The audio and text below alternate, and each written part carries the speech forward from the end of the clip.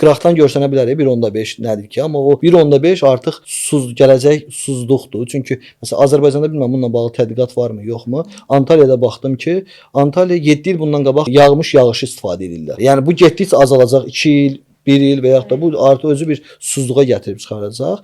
Bu Sumqayıt Sənaye Parkında Səudiyyə Ərəbistanla bir şey var idi ki, 400 milyon dollarlıq bir layihə idi ki, dənizin duzsuzlaşdırılması. Bizim üçün su çox da önəmli görünməyə bilər. Sudur da. Çünki çox pul vermirik, amma bu günləri ölkədə bilirsiniz bu heyvandarlıq sahəsində xəstəlik var, ona görə qiymətlər biraz daha artıb. Amma birazdan bu su ilə bağlı problemlər yarananda bizdə bəzən analarımızı və ya başqalarını su oradan açıq olanda əlinin altında saxlayır belə. O elə bir israf olmur onda.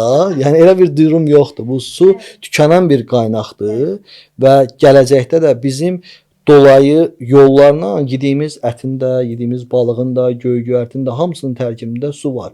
Biz sabahlar bir gün göyərtinin 7-si 1 manat alırıqsa, birazdan onun birini 1 manat alanda onda gec olacaq və yaxud da ətin kilosu 50 manat olanda susuzluğa görə onda gec olacaq.